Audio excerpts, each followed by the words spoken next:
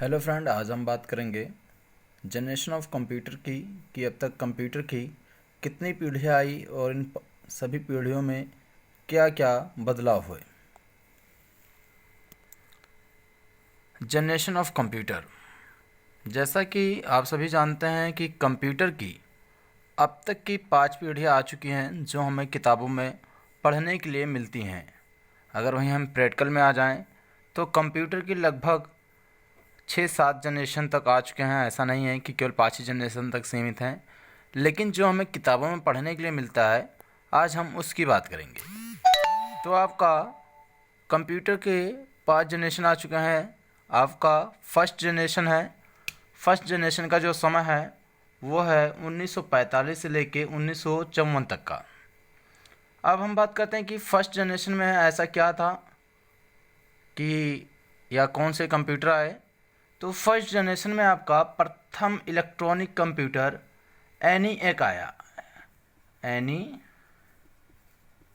आया, जिसकी खोज सन 1946 में पेंसिल्वेनिया विश्वविद्यालय, जो कि अमेरिका में पड़ता है, पेंसिल्वेनिया विश्वविद्यालय के 2 इंजीनियर प्रोफेसर जॉन और प्रोफेसर इकर्ड ने सन 1946 में की थी। और इसी कंप्यूटर में सर्वप्रथम वैक्यूम ट्यूब टेक्नोलॉजी का भी प्रयोग किया गया था। आपको ध्यान रखना है कि आपसे ट्रिपल सी में क्वेश्चन किया जाता है कि वैक्यूम ट्यूब टेक्नोलॉजी का प्रयोग कब किया गया, तो वहाँ पे आपको ऑप्शन पे ध्यान देना है। अगर आपको वहाँ पे ऑप्शन कंप्यूटर के नाम देता है तो आपको ENIAC पे निशान लगाना है। यदि आपको समय दे रहा है यानी कि सेंचुरी दे रहा है तो आपको ध्यान रखना है कि अगर दशक में दे रहा है तो 1945 से 1954 सही होगा, नहीं तो अगर आपको 1946 दे रहा है तो 1946 आपको लगा देना है। एक चीज़ और इसमें आपको ध्यान रखना है कि फर्स्ट जनरेशन के कंप्यूटर को चलाने के लिए लगभग 160 किलोवाट विद्युत ऊर्जा की आवश्यकता होती थी। 160 किलोवाट विद्युत ऊर्जा की आवश्यकता होती थी। हम आ जाते हैं कंप्यूटर के सेकंड जनरेशन में। तो कंप्यूटर के सेकंड जनरेशन में ट्रांजिस्टर टेक्नोलॉजी का प्रयोग किया गया था, जिससे कि कंप्यूटर आकार में कुछ हद तक छोटे हो गए थे, क्योंकि फर्स्ट जनरेशन के जो कंप्यूटर थे वो आकार में इतने बड़े थे कि उसे एक हॉल में रख दिया जाता तो भी उसमें वो एडजस्ट ना होते। तो ध्यान रखना है, कंप्यूटर की दूसरी पीढ़ी में यानी कि सेकंड जनरेशन में ट्रांजिस्टर टेक्नोलॉजी का प्रयोग किया गया था। बात करेंगे हम कंप्यूटर के थर्ड जनरेशन की। तो कंप्यूटर के थर्ड जनरेशन में यानी कि 1965 से लेकर 1974 के बीच आपके कंप्यूटर के थर्ड जनरेशन में IC की खोज की गई थी, जिसका फुल फॉर्म होता है इंटीग्रेटेड सर्किट, जिसकी खोज अमेरिकन वैज्ञानिक जैक किल्बे ने किया था। IC की खोज जैक किल्बे ने किया था। IC का फुल फॉर्म होता है इंटीग्रेटेड सर्किट। आपसे क्वेश्चन किया जाता है कि IC की खोज किसने की थी, तो आपको ध्यान रखना है IC की खोज जैक किल्बे ने की थी। यह आपसे क्वेश्चन करता है कि IC की खोज कब हुई, तो IC की खोज कंप्यूटर के तीसरी पीढ़ी में हुई थी। ध्यान रखना है आपको। नेक्स्ट आपको मिलता है फोर्थ जनरेशन, जिसका समय है 1945 से लेके 1994। किताबों में यही जब आप पढ़ेंगे तो 94 की जगह यानी कि 1994 की जगह आपको मिलता है टिल डेट, यानी कि अब तक। अगर अब तक ये तो पाँचवा हमारा कब आया, तो ध्यान रखिएगा सन आपका दिया है 1975 से लेके 1954 तक आपका फोर्थ जनरेशन का समय रहा। फोर्थ जनरेशन में क्या क्या हुआ जान लेते हैं हम। फोर्थ जनरेशन में आपका प्रथम माइक्रो कंप्यूटर आया था, जिसका नाम अल्टर 800 पड़ा।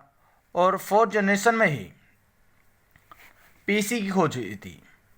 PC की खोज IBM ने किया था। IBM एक कंपनी है जिसका फुल फॉर्म होता है इंटरनेशनल बिजनेस मशीन, इसी ने PC की खोज की थी। PC जिसका प्रयोग आज हम घर, कार्यालय एवं स्कूलों में अपने कर रहे हैं। पांचवा आपका है फिफ्थ जनरेशन, जिसमें कंप्यूटर इंटेलिजेंट आर्टिफिशियल का प्रयोग किया गया था, जिसमें ये अपने खुद के IQ का इस्तेमाल करता है। IQ यानी कि इसका स्वयं का दिमाग। अब आप सोच रहे होंगे कि कंप्यूटर का स्वयं का दिमाग क्या है। तो जैसा आप अपने फ़ोन में देखते हैं, हम आपके फ़ोन की बात कर लेंगे। जब आप अपने फ़ोन से कोई भी डाटा डिलीट करते हैं तो आपको एक ऑप्शन मिलता है, do you want to delete this file या this photo, this image, this video, और आपको एक ऑप्शन दे देता है यस या नो। तो ये आपके मोबाइल भी आपका एक मिनी कंप्यूटर है, आपके कंप्यूटर का दिमाग होता है जो आपसे कहता है कि क्या सच में आप इसे डिलीट करना चाहते हैं, या कंप्यूटर होता है।